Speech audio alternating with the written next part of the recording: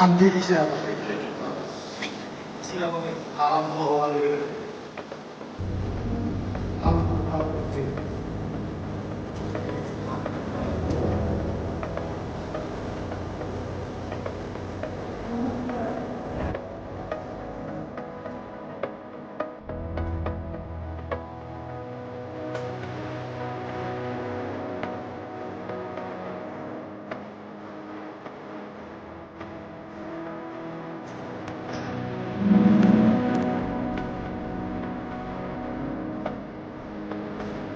আমি নমস্কাৰ জনাইছোঁ যে আজি আমি UPPL দলৰ পৰা ৰাকেশ বমৰ নেতৃত্বত আমি সমূহীয়াভাৱে পদত্যাগ কৰিলোঁ।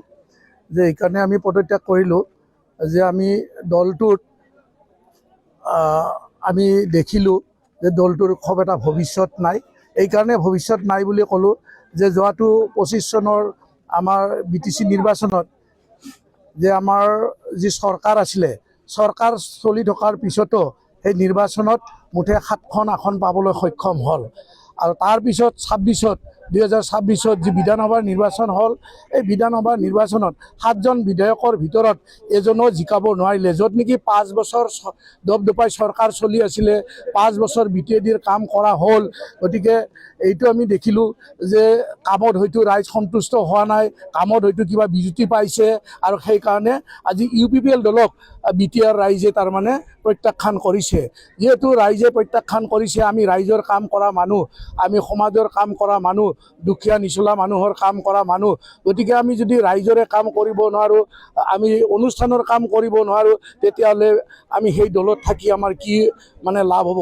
আৰু ৰাকেশ বমৰ যিটো মছলপুৰ পৰিষদীয় সমষ্টিত যিটো কাম আমি সকলে আমি প্ৰশংসা কৰিছোঁ, সকলে শলাগ লৈছিলোঁ। গতিকে তেখেতৰ নেতৃত্বত তেখেতে যিহেতু ৰিজিগনেশ্যন দিছে, আমি সকলোৱে আজি নতুন এটা চিন্তা চৰ্চাৰে যাতে আমি ৰাইজৰ কাম কৰিব পাৰোঁ, আমি সমাজৰ কাম কৰিব পাৰোঁ, গৰীব নিচলাৰ কাম কৰিব পাৰোঁ, তেনেকুৱা আমি দল এটাত আমি নিশ্চয় যোগদান কৰিম। আৰু যোগদান কৰি আমি ৰাইজৰ লগতে দেশ সেৱা কৰাৰ কাৰণে আমি নিশ্চয় নিজকে আপ্ৰাণ চেষ্টা কৰিম আৰু নিজকে আমি নিয়োগ কৰিম। ব্লক UPPLৰ যিহেতু আপোনালোকে সকলোৱে গম পায়, মই অলৰেডি UPPL দলৰ যুৱ শাখাৰ সভাপতি আৰু প্ৰাইমাৰী আমবাৰী UPPLৰ পৰাও ৰিজিগনেশ্যন দিছোঁ। আমাৰ মছলপুৰ ব্লক UPPLৰ নেতৃবৃন্দ সকলো শ্ৰেণীৰ বুথ কমিটিৰ পৰা লৈ পেলাই ব্লক বডিলৈকে প্ৰাইমাৰী, যুৱ শাখা আৰু মহিলা শাখা সকলো শ্ৰেণীৰ পদবী আজি সকলো একসাথে মাছ ৰিজিগনেশ্যন বুলি কৈ তেখেতসকলে আজি UPPLৰ পৰা পদত্যাগ কৰিছে। মই আগৰ সময়তো কৈ আহিছিলোঁ যে মছলপুৰ সমষ্টিক মই খুব ভাল পাওঁ, আৰু ইয়াত দলৰ লগত খুব কম আৰু ব্ৰাদাৰহুড আৰু চিষ্টাৰৰ বা মা দেউতাৰ ৰিলেশ্যনটো বহুত ষ্ট্ৰং, আৰু মোক খুব মৰম কৰে, ময়ো বহুত মৰম কৰোঁ। গতিকে এই সময়ত ৰাজনৈতিকভাৱে মোৰ লগত যি পৰিৱেশ আমি পাইছোঁ বা তেখেতসকলে অনুভৱ কৰিছে, সেই কথাটো সহ্য কৰিব পৰা নাই। আৰু একেলগে আগন্তুক দিনত মোৰ লগতে থাকি পেলাই আকৌ আমাৰ মছলপুৰ সমষ্টিৰ ৰাইজক সেৱা কৰাৰ আগ্ৰহ লৈ পেলাই তেখেতসকলে আজি এই পদক্ষেপটো লৈছে। ইয়াত আমাৰ ফুল বডি UPPLৰ 365 আমাৰ হয়, বুথ বডিৰ পৰা লৈ পেলাই আৰু member primary body, block body সকলো উইংছত লৈ পেলাই ইয়াত আজি 320 মান আছে। কোনোবাই হয়তো এজন দুজন গাও বেয়া বুলি কৈছে, জ্বৰ হৈছে, সঁচাকৈ গৰম বহুত পৰিছে, তেনেকুৱা কৰি।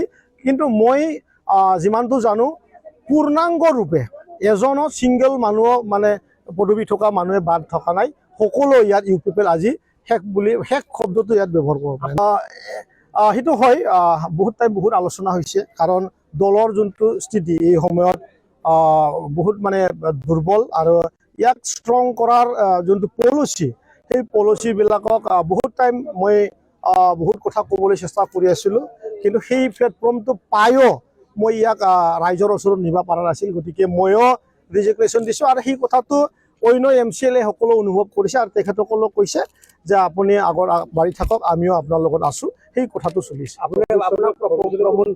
যথেষ্টখিনি বিশ্বাস কৰিছিল আৰু দুবাৰকৈ আপোনাক হয়, প্ৰমোদ বড়োৱে মোক বিশ্বাস কৰিছে, আৰু তেখেতৰ বিশ্বাসত আমি উত্তীৰ্ণ হ'বলৈ সক্ষম হৈছোঁ।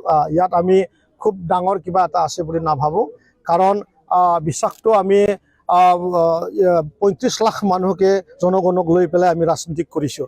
তৎসত্ত্বেও UPPL যোৱা 2025 চনৰ যোনটো ৰিজাল্টৰ ফল, যি খুচুৰণীয়া ৰূপৰ যোনটো হাৰিছোঁ, আৰু 26-26 যোনটো বিধানসভাৰ যোনটো হাৰিছোঁ, সেই হাৰাৰ যোনটো ট্ৰেক বা হাৰাৰ যোনটো পৰিৱেশ, সেইটো একদম মানে UPPL BTR ৰাইজে আদৰি লোৱা নাই। এই কথাটো সম্পূৰ্ণৰূপে মানে প্ৰকাশত আহিছে। গতিকে আগন্তুক দিনত মই অলপ আগতে কোৱাটোৱে যে নতুন এটা চিন্তাৰে আগবাঢ়াৰ এটা দৰকাৰ আছিলে, কিন্তু সেইটো কাম অলৰেডি 2025 নহ'ল, 26 বিধানসভাৰ আগতো নহ'ল। গতিকে এতিয়া কেতিয়া হ'ব সেইটো কথা মই ক'ব নোৱাৰোঁ। মই এতিয়ালৈ এইটো খুব কথা পতা নাই। সকলো দলৰ মানুহবিলাকে আশা কৰিছে যে আমাৰ লগতে যোগদান কৰক, আৰু আগন্তুক দিনটো মানে ৰুলিং গভৰ্ণমেণ্টবিলাকৰ লগত থাকি পেলাই আমাৰ এইখিনি অঞ্চলৰ উন্নতিৰ কামটো আপুনি দায়িত্ব ল'ব লাগে বুলি কৈছে। সেইটো কথাটো ক'লোৱে দেখোন মই। সকলো বিচাৰিছে, কিন্তু বিচাৰাত বহুত কথা আছে। আমাৰ কিছুমান আছে যে আমাৰ মচলপুৰ সমষ্টিৰ বিশেষ কৰি আমাৰ আই মাতৃসকলৰ যি অৰুণোদয় আছিলে, আপোনালোকে গমেই পাইছে অৰুণোদয় বহুত লেপছ হৈ গ'ল। সেই অৰুণোদয়ৰ কথা আছে, IBSৰ কথা আছিলে আমাৰ বিশেষ কৰি। আমি 396 মানুহৰ IBS আমি অলৰেডি TS কাটিছিলোঁ। সেই IBSসমূহ আমি অলপ আলোচনা কৰিব লাগিব। আৰু MGNREGAৰ দ্বাৰা চেণ্ড্ৰে বিলিঙৰ কাম আমি বহুত কৰিছিলোঁ। আমাৰ লিডাৰসকলে এতিয়া সেই পৰ্যায়ত ফাঁচি আছে। গতিকে সেই আলোচনা যোনফালে গৈ পেলাই আমি কমফৰ্ট পাওঁ, আমি সেই দলৰ লগতে যোগদান কৰিম। বিধানসভা নিৰ্বাচনত পৰাজয় হোৱাৰ পিছত আপুনি BPFৰ লগত যোগাযোগ কৰা বুলি এটা প্ৰচাৰ এটা হৈছে। মইতো কৈছোঁ ৰাজনীতিটো এতিয়া আমিও শিকিছোঁ, এতিয়া সকলোৰ লগতে কথা পাতিম, সকলোৰ লগতে আগন্তুক দিনত মিলি পেলাই ৰাজনীতি কৰাটো চেষ্টা কৰিম। মই নকওঁ, তেখেতৰ এটা সফল এজন ব্যক্তি, নিজৰ নিজৰ কেলকুলেশ্যন আছে। মোৰ লগত, মোৰ চিন্তাধাৰাৰ লগত তেখেতৰ চিন্তাধাৰাটো হয়তো মিলা নাই, তেনেকুৱা হ'ব পাৰে। কিন্তু তেখেতে UPPL ডাঙৰ এটা পদবীত আছে, সভাপতি।